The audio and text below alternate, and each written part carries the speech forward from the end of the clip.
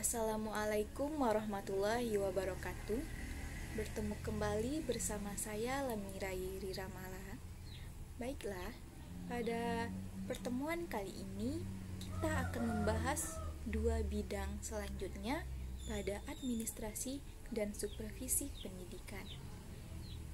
Pada materi ini kita akan membahas administrasi pendidikan dan tenaga kependidikan atau biasanya disingkat dengan PTK.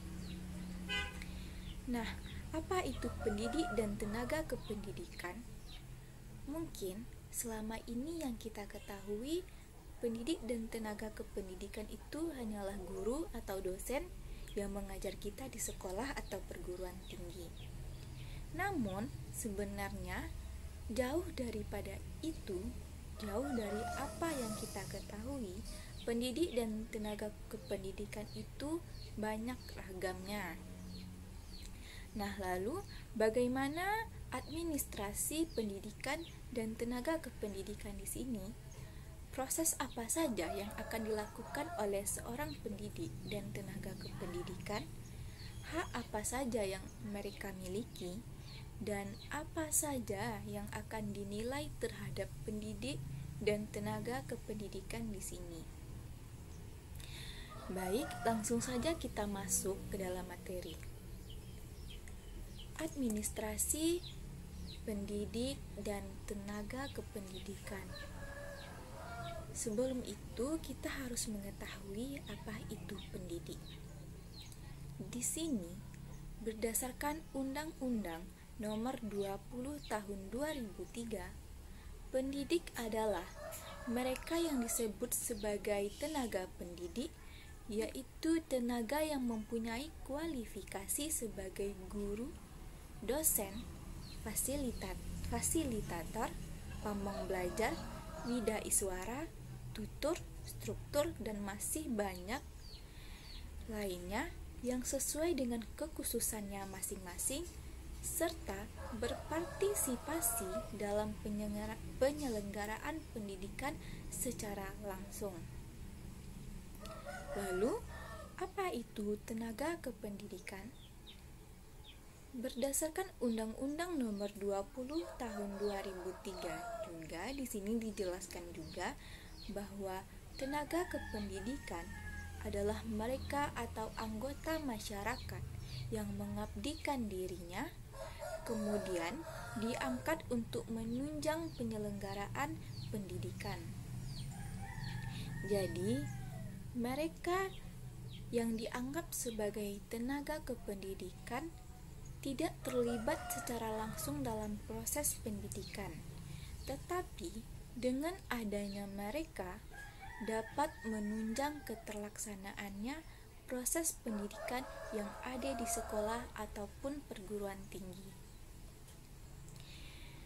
Nah, dari penjelasan tadi dapat kita ketahui ya bahwa tenaga kependidikan atau pendidik itu bukan hanya saja guru atau dosen, yang mana juga terdapat tutor, struktur, fasilitator, pamong belajar, widaiswara, dan mungkin masih banyak lagi. Nah, langsung kita masuk ke dalam materi, yaitu administrasi pendidik dan tenaga kependidikan. Administrasi pendidik dan tenaga kependidikan adalah konsep pengelolaan atau pengaturan yang harus dilakukan oleh lembaga pendidikan, baik sekolah maupun perguruan tinggi, mulai dari tenaga kependidikan dan tenaga kependidikan. Mulai dari mereka masuk dan diterima di suatu lembaga sampai akhirnya berhenti atau yang sering disebut dengan pensiun, melalui proses perencanaan SDM, perekrutan, seleksi, penempatan, pemberian kompensasi, tunjangan, penghargaan, gaji, latihan, dan pengembangan. Dari pengertian tadi dapat kita ambil kesimpulan dalam bahasa yang lebih sederhana bahwa administrasi pendidikan dan tenaga kependidikan yaitu suatu proses atau aktivitas pengelolaan SDM, yaitu mulai dari pendidik dan tenaga kependidikan tersebut diterima sampai mereka masuk ke lembaga pendidikan dan akhirnya berhenti atau disebut dengan pensiun. Selanjutnya, proses administrasi pendidik dan tenaga kependidikan. Ada 4 proses yang akan dilakukan oleh para calon administrasi pendidik dan tenaga kependidikan. Yang pertama ada pengadaan, yang kedua penempatan, yang ketiga orientasi, dan yang keempat evaluasi. Baiklah, di sini saya akan menjelaskan lebih mendalam tentang 4 proses pendidik dan tenaga kependidikan tadi. Yang pertama ada pengadaan. Pengadaan yaitu proses mengadakan, menerima, mencari, dan menemukan siapa saja calon-calon dari pendidik dan tenaga kependidikan ini, yang mana yaitu sesuai dengan harapan untuk dapat bergabung di lembaga sekolah atau perguruan tinggi. Nah, di sini terdapat hal-hal yang harus diperhatikan dalam proses pengadaan, yaitu analisis atau ramalan kebutuhan tenaga kerja.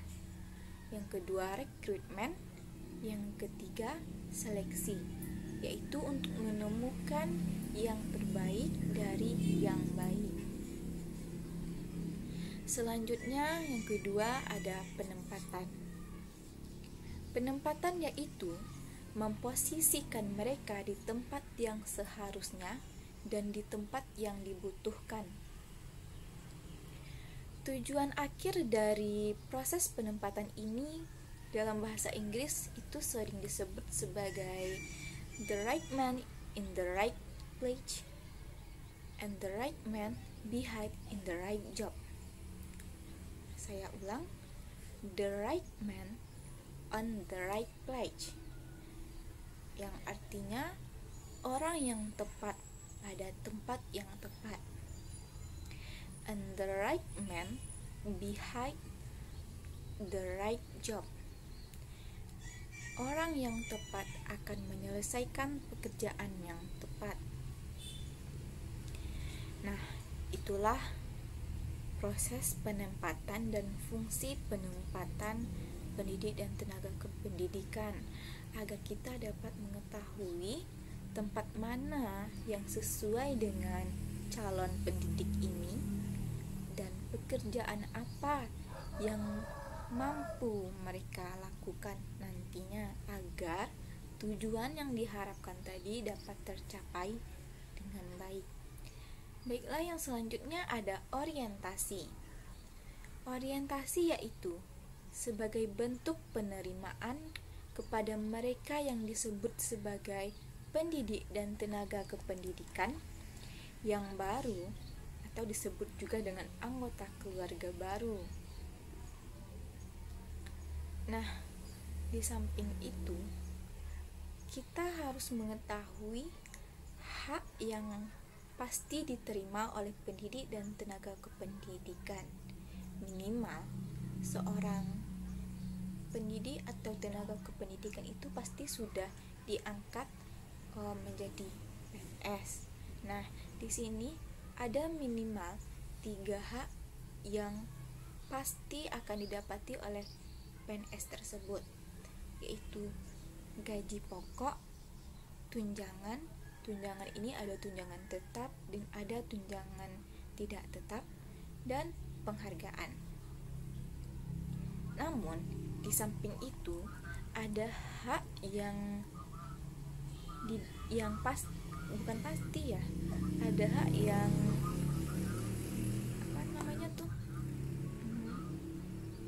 dimiliki.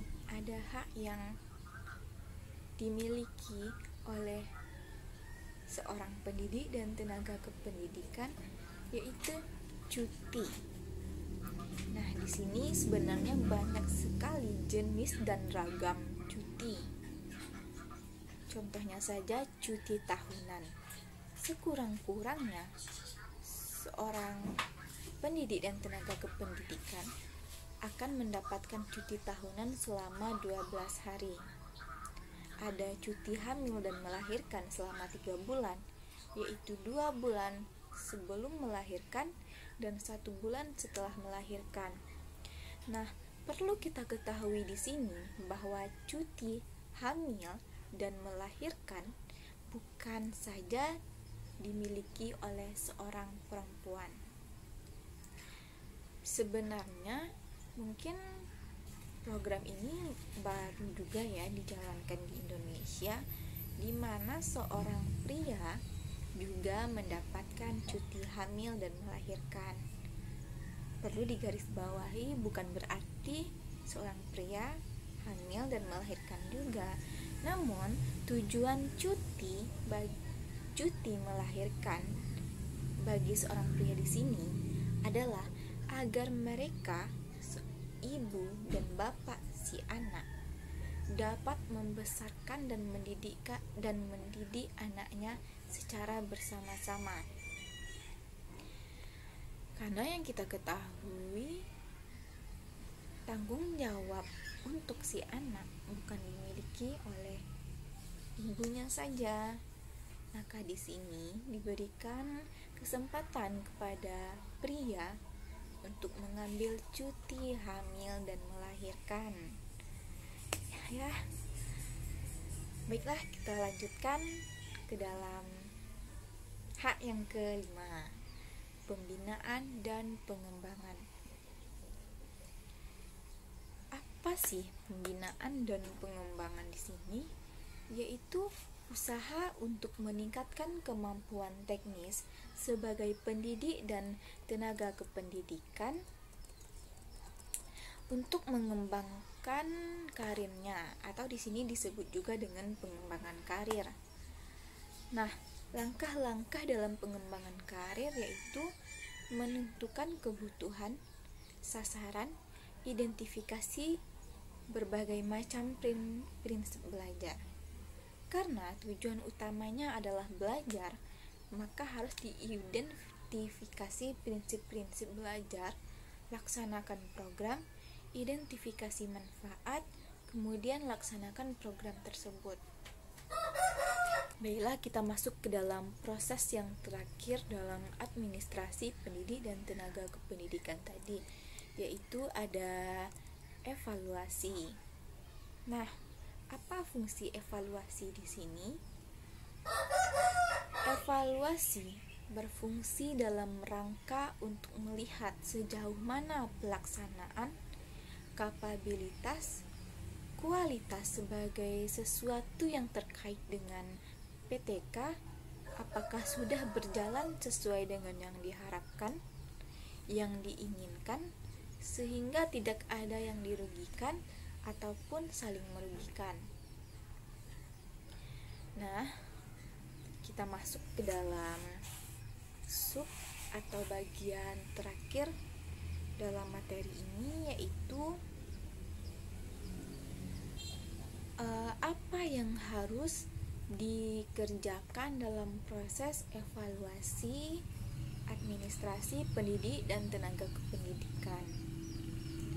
Yang harus dikerjakan dalam proses evaluasi ini minimal ada 5, ya 5W 1H, yaitu yang pertama what. What apa yang dinilai. Kedua why, kenapa dinilai. Ketiga where, di mana dilakukan penilaian. Who, siapa yang dinilai. Dan yang terakhir when, kapan dilakukan penilaian. Kemudian ada 1H tadi, yaitu how, bagaimana penilaiannya.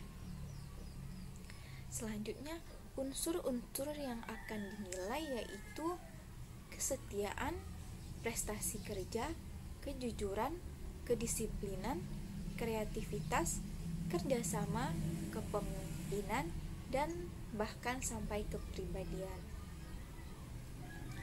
Nah, mungkin cukup sampai di sini dulu yang dapat saya sampaikan pada kesempatan kali ini. Semoga bermanfaat dan berguna. Jika terdapat salah, saya mohon maaf. Saya akhiri dengan Assalamualaikum warahmatullahi wabarakatuh.